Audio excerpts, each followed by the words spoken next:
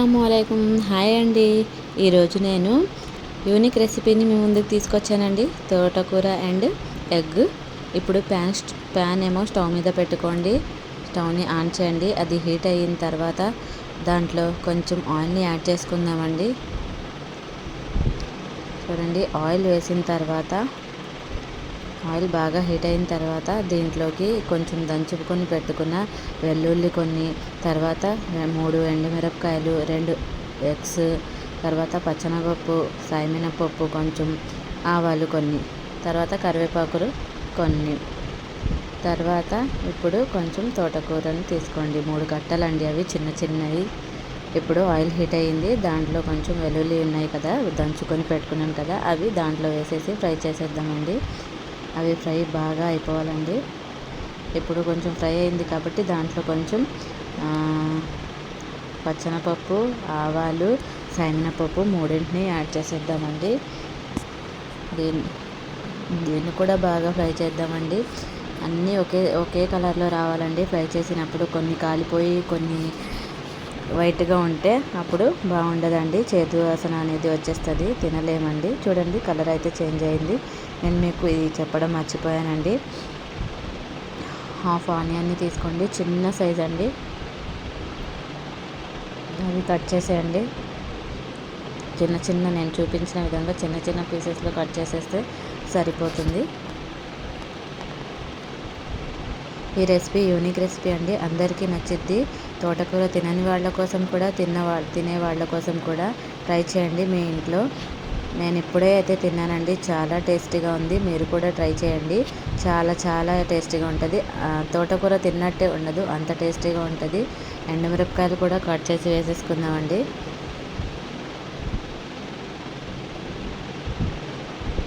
అన్నిటినీ కలిపేసి మిక్స్ చేసేసి ఫ్రై చేద్దాం. అన్నీ ఒకే కలర్లో వస్తాయి కదా. చూడండి, కరివేపాకుని కూడా కొంచెం యాడ్ చేసుకుందాం.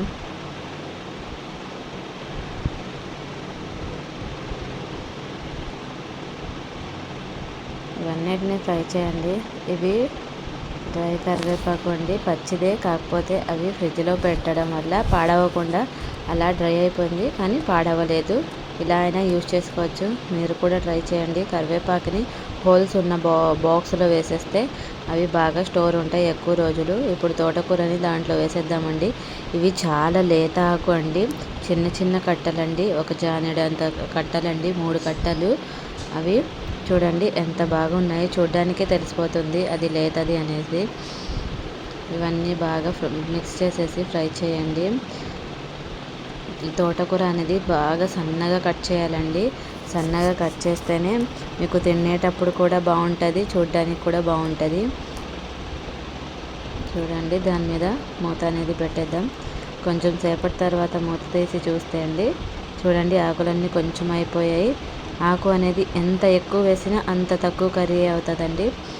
ఇప్పుడు అవన్నీ కొంచెం బాగా మగ్గిపోయాయి, ఇంకా మగ్గాలండి. అవి స్ట్రైట్గా ఉన్న ఆకులన్నీ ఇంకా కాడలు ఉన్నాయిగా, అవి కూడా చిన్నగా అయిపోవాలి, మెత్తగా అయిపోవాలి. అప్పటి వరకు ఫ్రై చేయండి. మూత పెట్టేసి కొంచెం సేపు వదిలేసి మళ్ళీ కొంచెం సేపు తర్వాత తీసి చూద్దాము. చూడండి, ఇప్పుడైతే ఇంకా మరింత తగ్గిపోయింది క్వాంటిటీ దానిది, ఇంకా ఫ్రై అవ్వాలి. ఇలా మిక్స్ చేయండి మొత్తం కూడా. ఎక్కడైనా ఏమైనా మగ్గకుండా ఉండిపోతే అవన్నీ మగ్గుతాయండి. కొంచెం మెత్తగా చేయండి స్పూన్తో, పర్వాలేదు. ఇప్పుడు మీరు ఎగ్ వేస్తే తినని వాళ్ళు దీంట్లో ఇలా కూడా తినొచ్చండి. నేను చెప్తాను ఎలా అంటే, కొంచెం లైట్గా పసుపు అనేది యాడ్ చేసుకుందామండి. ఇవి పసుపు వేసిన దాన్ని మొత్తాన్ని మిక్స్ చేసేద్దాం.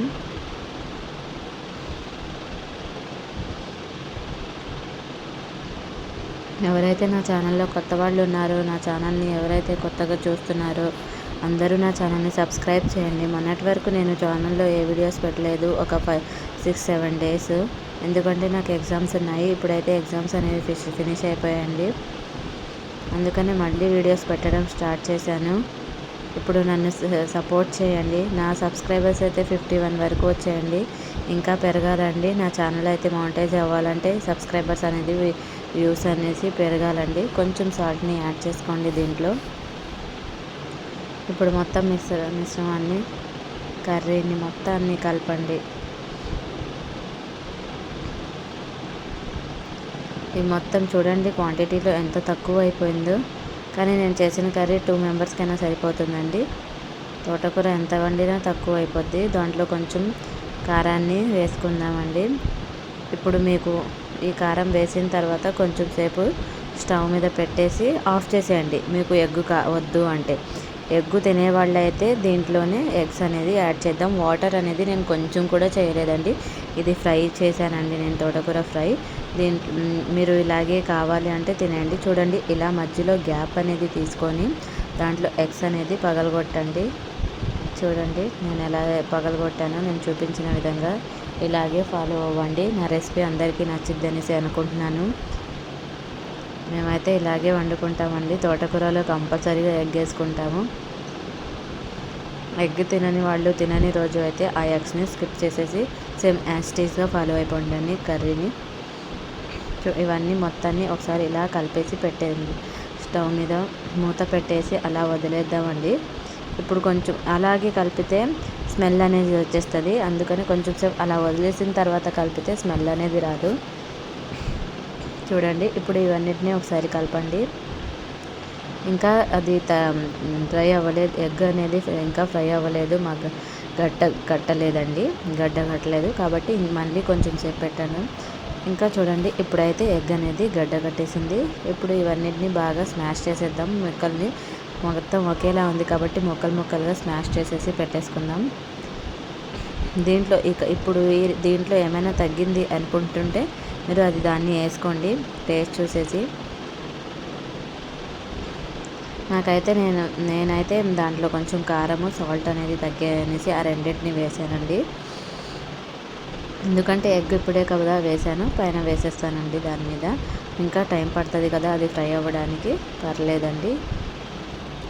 చూడండి మెత్తగా చిన్న పీసెస్లో అయిపోయాయి అవి. ఈ రెసిపీ అయితే అందరికీ నచ్చిద్దండి. మీరు కూడా మీ ఇంట్లోకి ట్రై చేయండి. మీ పిల్లలైనా మీ పేరెంట్స్ అయినా ఎవరైనా సరే అందరికీ నచ్చిద్ది. చూడండి కారం అనేది కొంచెం యాడ్ చేశాను లైట్గా, ఎక్కువ స్పైసీ కాదండి, నార్మల్ టేస్ట్లోనే ఉంది. చిన్నపిల్లలకైనా పెట్టొచ్చండి. కారం తినని వాళ్ళు కూడా ఇలాగే వండుకోవచ్చు. మీకు ఎక్కువ కారం అయితే ఎక్కువ వేసుకోండి, కానీ టేస్ట్ అనేది లైట్గా అన్నీ సరిపోయినట్టే ఉంటేనే టేస్ట్ అనేది వస్తుందండి.